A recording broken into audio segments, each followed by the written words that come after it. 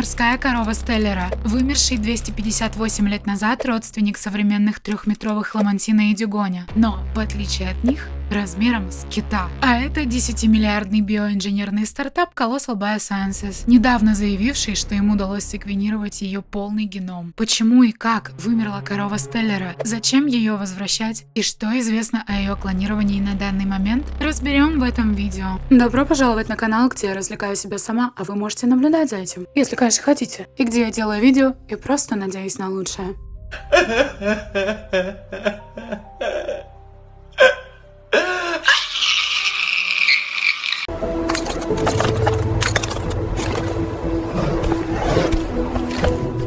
Вторая Камчатская экспедиция, 1740 год.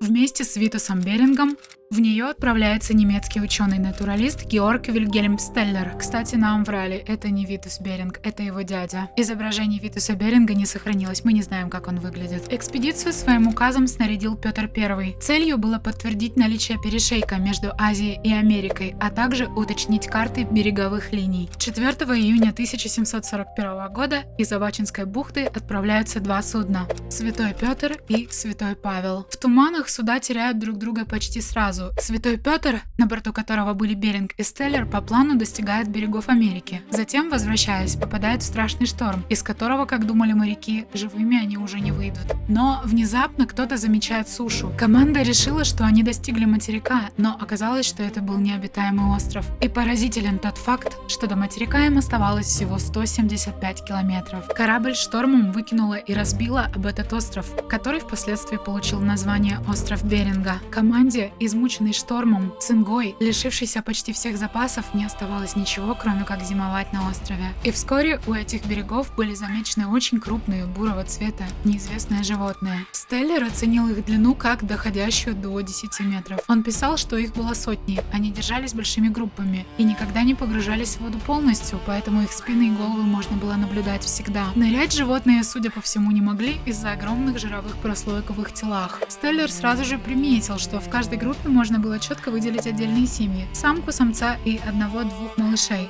Животные, по наблюдениям, питались на мелководье, в основном ламинарией и некоторыми другими водорослями. 8 декабря от цинги умирает Беринг, и его хоронят прямо на острове. Всю зиму команда питалась морскими каланами, их убили около 700, и вышло так, что их полностью истребили вокруг острова. Оставались еще стеллеровы бакланы, но ловить их было сложно. По этой причине к весне в рацион добавились и приплывшие к острову тюлени. Но когда с охотой на уже изучивших исходящую от людей опасность животных стало туго, в мае была убита первая морская корова. Надо сказать, до этого моряки уже ели их, но лишь тех, кого выбрасывало на берег. К сожалению, судя по записям, коровы были очень милыми и доверчивыми животными. Почти ручными и сами зачастую подплывали к лодкам. Они интересовались моряками, тянулись к ним и вели себя так, будто желают поближе познакомиться с людьми. Современные ламантины и дюгони ведут себя абсолютно так же. И, кстати говоря, они тоже под угрозой вымирания. Они тянутся к людям настолько, что, например, по закону США их вообще запрещено трогать. Но, как вы можете видеть, животные с этим законом категорически не согласны. Да, иногда ныряльщикам просто приходится на пару часов принять свою судьбу. Эти трогательные животные, кроме объятий, с радостью принимают от людей пресную воду. Как и морские коровы, судя по записям Стеллера, современные ламантины и дюгони ее просто обожают. Но вернемся к их вымершим сородичам. Стеллеровы коровы были удивительными не только своими размерами. В отличие от дюгони и ламантинов, у них не было зубов, только кератиновые пластины, которыми они перетирали водоросли. Судя по записям Стеллера, длина кишечника животного составляла 150 метров, и одно только сердце весило почти 16 килограмм. И в своей книге и записях Стеллер не дает животному прямой эмоциональной оценки, однако вот что он пишет. Они держат малышей перед собой во время кормления и внимательно окружают их с флангов и сзади, чтобы они были в безопасности в середине стада. Почти всегда семьи живут вместе, самец, самка и детеныши. Полагаю, они моногамны и выбирают партнера на всю жизнь. Малыши рождаются чаще осенью, и, судя по всему, беременность длится больше года. Эти животные постоянно кормятся, поэтому их головы почти всегда над водой. Когда они поднимают голову раз в 4-5 минут, чтобы вдохнуть, они фыркают словно лошади. Но я не слышал, чтобы они издавали других звуков, только как негромко вздыхают, когда ранены. Это очень любопытное свидетельство их нрава и супружеской привязанности. Когда самку поймали, самец после попыток изо всех сил, но безуспешно освободить свою пойманную партнершу, следовал за ней вплоть до берега. И это несмотря на то, что мы нанесли ему много ударов, и когда она уже была мертва, он все равно иногда поднимался к ней быстро, как стрела. Когда мы пришли на следующий день, рано утром, чтобы разделать тушу и забрать домой, мы обнаружили, что самец все еще ждал у берега. И я снова увидел эту картину уже на третий день, когда пришел один с целью изучить ее внутренности.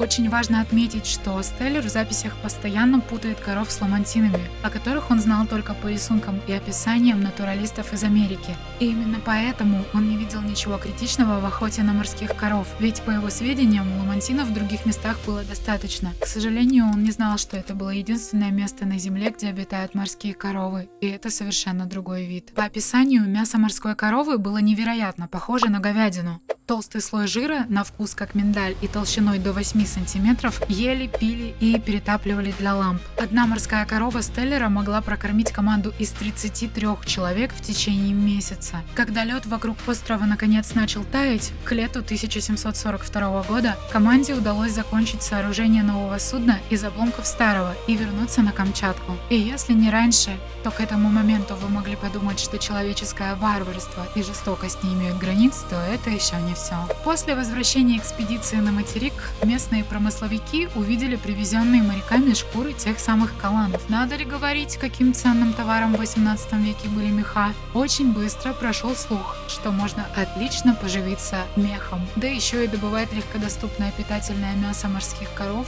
у островов. Это породило настоящую пушную лихорадку. Люди толпами приплывали в те места. Все закончилось логично. За 27 лет морские коровы были полностью истреблены.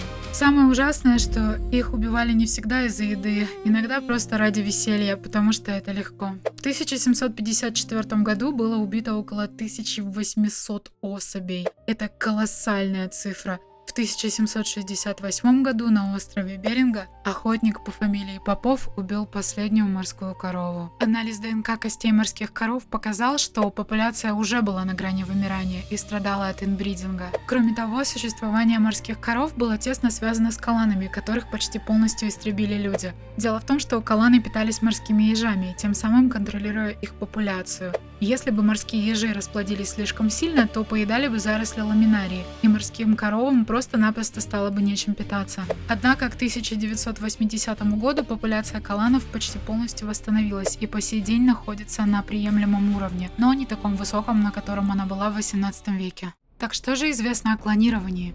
Морская корова Стеллера была истреблена всего 258 лет назад, совсем недавно. Имеется ряд прекрасно сохранившихся полных скелетов этих животных. Недавно Colossal Biosciences заявили, что у них есть 100% секвенированного генома стеллеровой коровы. На подкасте Джо Рогана SEO Colossal Бен Лэм сказал, что это его любимое животное, и что клонировать ее можно хоть сегодня, но есть одно препятствие. Клонировать морскую корову планируют тем же методом, которым сейчас они клонируют шерстистого мамонта. Видео об этом есть на канале. Так вот, речь о методе редактирования генома. Геном морской коровы сравнили с геномом ближайшего генетического ныне живущего родственника – дюгоня. Выявили отличия. Далее ДНК ядра клетки дюгоня отредактируют так, чтобы она соответствовала ДНК морской коровы. И потом это отредактированное ядро поместят в яйцеклетку дюгоня, чтобы начал развиваться эмбрион морской коровы Стеллера. И никаких вроде бы проблем, все точно так же, как с мамонтом, скажете вы. Эмбрион по логике должна выносить самка дюгоня, но есть небольшая проблема. Дело в том, что новорожденная морская корова размером со взрослого дюгоня.